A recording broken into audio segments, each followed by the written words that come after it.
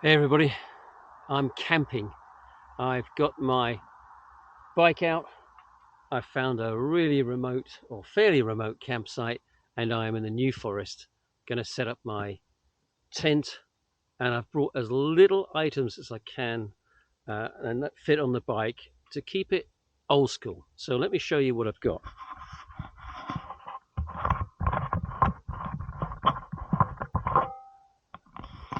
So we've got the tent. And actually, this is a three-man tent. Obviously, I don't need a three-man tent, but I've got a three-man tent. Only because it's 15 or 20 years old. Don't want to go and buy a new one. I've got some cooking bits and pieces, so a pot to boil some water in, and a little gas stove. In here, double wrapped, is a sleeping bag. I haven't bought a camping mat. I've tried to keep it authentic as possible. And what else have I got? That's about it. One change of clothes, a towel, and some shampoo, and nothing else. So, as I say, I wanted to go back to the old days, if you like, without a lot of gear, without specialist gear. All of this stuff is 15 or 20 years old.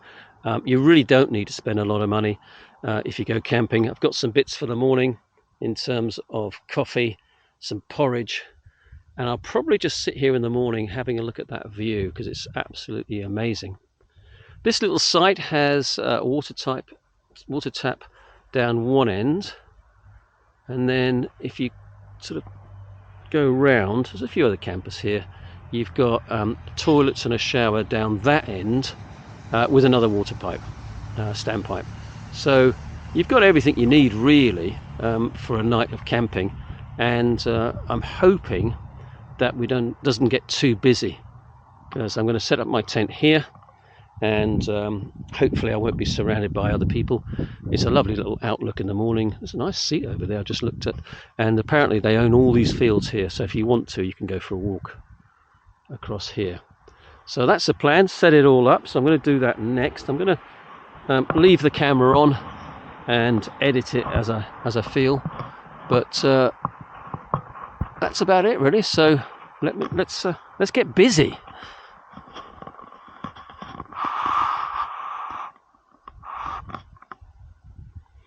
Got some bungee straps. I didn't go for the rock straps. Again, I wanted to make it as authentic as possible. That's all we ever had in the 70s and probably early 80s as well. Just a load of bungee straps. And by the way, you know, if you're doing bungees, try and cross them over. And if they're not long enough, you can connect them together. They're fine. Just be careful when you take them off because sometimes they can spring back and hit you. So just be a little bit careful there if you've never used them before. I'll probably keep ducking in and out of view as I unload things from the bike.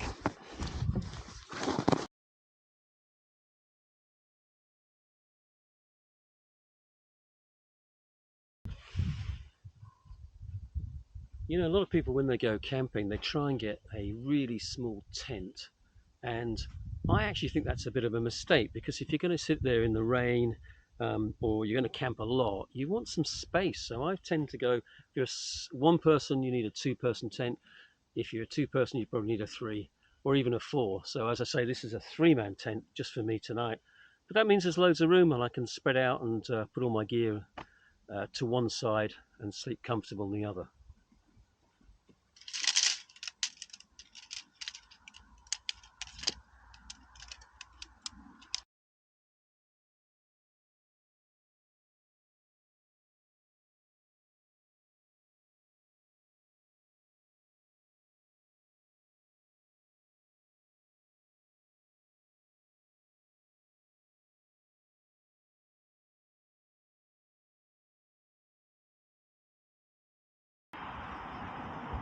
That's about it. All set up, just three poles. It's got a door at the back and a door at the front, so it makes it a lot easier. Get some fresh air. There's a bit of a breeze, not a lot, but what I can do is take that down and keep it in place. So let's find the peg bag.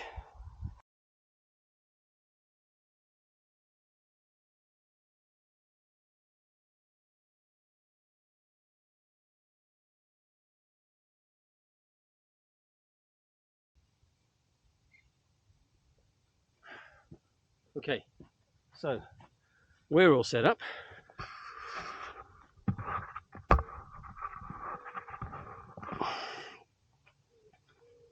What I'll do is I'll put the sleeping bag in now and I'll show you the inside.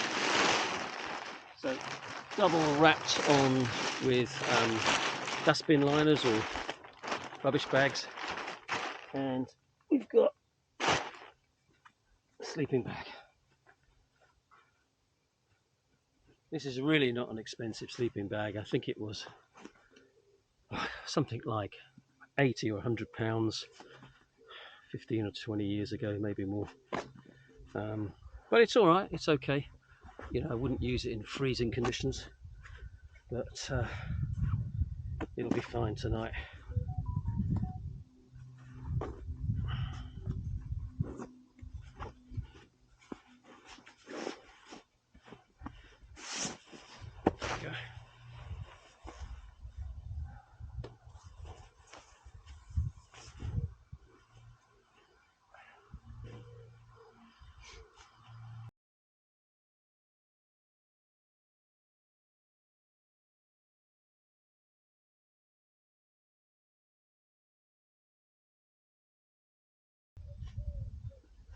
Okay, let me show you inside. See what we've got.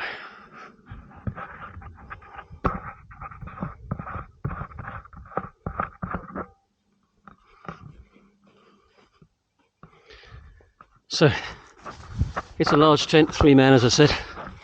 I haven't brought a sleeping mat for underneath, and I haven't brought a pillow, so I'm going to roll up my jacket, use that as the pillow, and if I get really cold, I'll find some spare clothes, or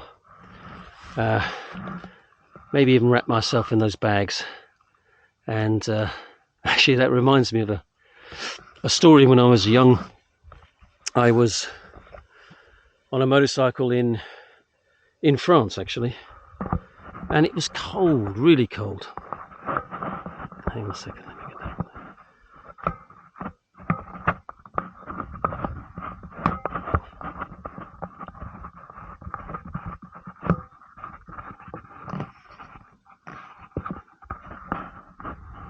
Give you the view.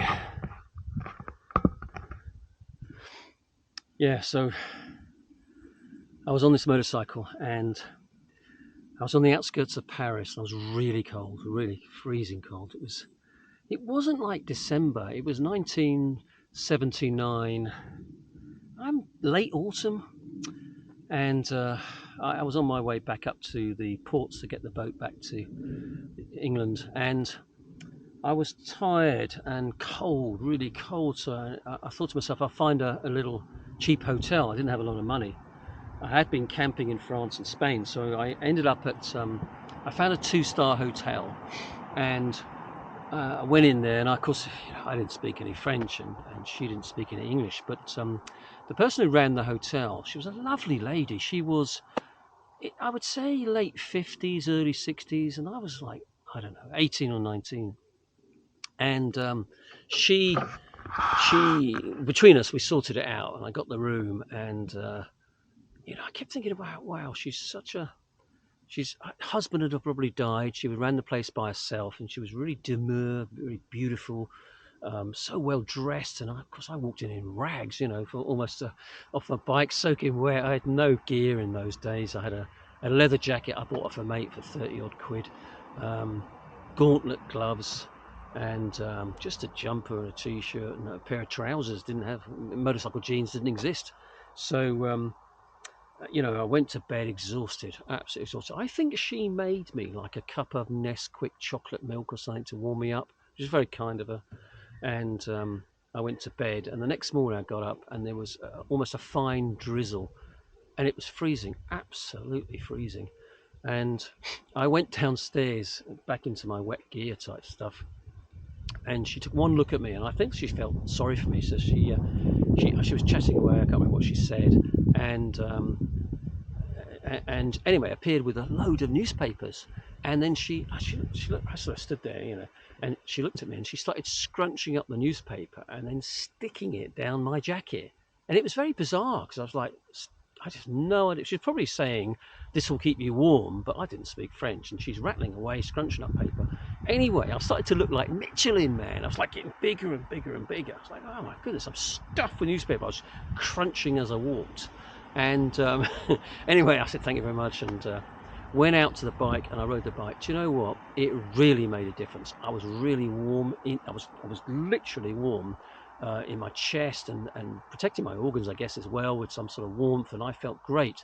The only thing we didn't think about was my hands. My hands were frozen, and I got completely lost. It was a 4-hour ride on the bike up to, I think it was Dieppe or somewhere like that, and I got completely lost. It took me 8 hours, and I was going around the Brittany and Normandy coastlines, desperately seeking the way to this place before sat nav, and not many people around, very, very deserted.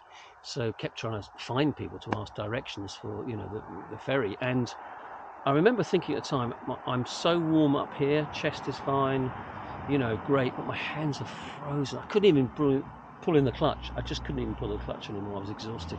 So I was just changing gear using the accelerator, and then, rolling off, changing up and down, up through the gearbox and down through the gearbox without even using the clutch, and tucking my hand into my leather jacket, my left hand, to try and get it some warmth in it. And then when I came to the village, of course, taking it out so I could use the clutch. So newspapers are really good sort of insulator, and I didn't know that until she did that.